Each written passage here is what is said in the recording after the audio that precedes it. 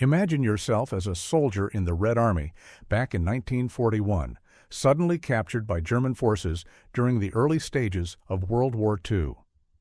For years on end, your sole hope would be that Germany would eventually lose the war so that you could be liberated and return to your homeland where your immense sacrifices would finally be acknowledged and honored. But what truly became of these prisoners of war?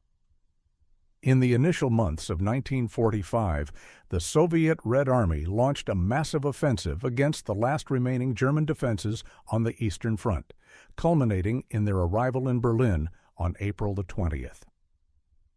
Throughout this critical campaign, the Soviet forces were liberating millions of Russian soldiers who had been taken captive by the Germans during their invasions in 1941 and 1942.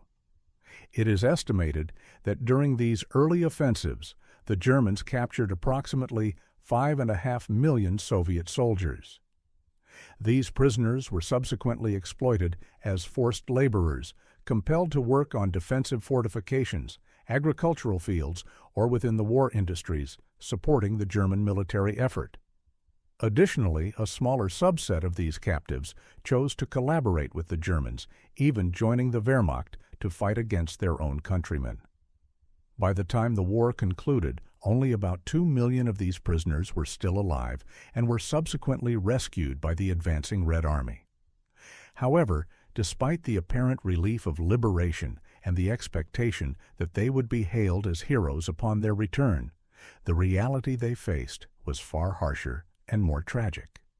Just days after the war ended, on May 11, 1945, Stalin issued a directive to establish concentration camps specifically designed to detain these former soldiers who had been held prisoner by the Germans.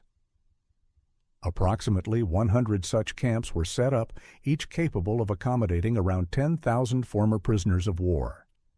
These men were subjected to relentless interrogations by the NKVD, the Soviet secret police, without any form of compassion or acknowledgement of their suffering and sacrifices. The primary goal of these interrogations was to determine the circumstances that led to their capture and to identify any potential traitors or deserters among them.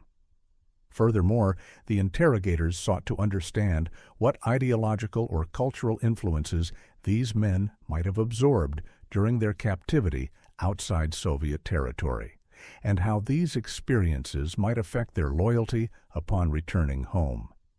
These harsh interrogations persisted for nearly a year and a half, lasting until the end of 1946. The same scrutiny was applied not only to the 2 million soldiers, but also to approximately 3 million civilians who had been forcibly taken from the Soviet Union to work in Germany during the war. Altogether, these 5 million individuals, both military and civilian, were subjected to suspicion and harsh treatment upon their return. It is estimated that more than 1.5 million of these people were sent to the notorious gulags in Siberia, or assigned to forced labor battalions in other parts of the Soviet Union. Regardless of whether they were imprisoned or released, all were branded as potential enemies of the state. Those sent to the gulags faced sentences of up to 25 years in brutal prison camps under harsh conditions. For the majority, enduring this ordeal was unimaginably difficult. Many could not comprehend why they were treated with such cruelty after returning to the country for which they had fought so valiantly.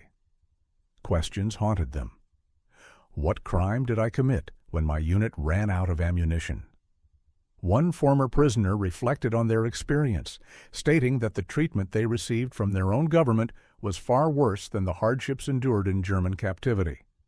They had been imprisoned by the very nation they had fought to defend and were branded as traitors, their spirits broken by the betrayal.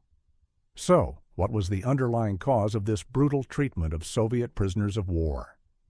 The roots trace back to the Bolshevik Revolution of 1917, when the new Soviet government came to power. One of the defining policies of this regime was its refusal to adhere to the Hague Conventions, international agreements that regulated the treatment of prisoners of war. Consequently, the Soviet Union did not commit to any international standards regarding the humane treatment of captured soldiers. Although Soviet Foreign Minister Molotov eventually signed a document pledging to respect the rights of prisoners of war, Stalin himself rejected any genuine recognition of these obligations. His stance was purely performative, intended for international optics rather than actual compliance. This decree was designed to instill fear among Soviet troops, signaling that they should fear their own leadership more than the German enemy. Soldiers were expected to fight to the last bullet and never surrender, no matter the circumstances. The policy encouraged isolated groups of soldiers to break through enemy lines to rejoin Soviet forces or to continue resistance behind German lines as partisans. Uniquely among all nations involved in World War II, the Soviet Union treated the capture of its soldiers as an act of treason equivalent to desertion or defection to the enemy. This ruthless policy was later extended to punish not only the soldiers, but also their families. By mid-July 1941, Stalin's regime decreed that the relatives of captured soldiers shared collective guilt.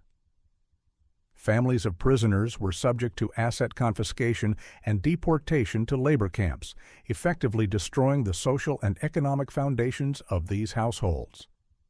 While in practice, these harsh measures were not applied universally, since doing so would have risked destabilizing the Soviet Union itself. The decree served as a stark warning to soldiers. Surrender was not an option, and the only acceptable choice was to fight until death, regardless of the odds. Stalin also applied this brutal policy to his own family. When informed that his son had been captured on July 16, 1941, Stalin coldly declared he had no son and immediately ordered the arrest of his daughter-in-law, holding her partially responsible. This demonstrated that no one, not even the dictator's family, was exempt from the harsh consequences of capture.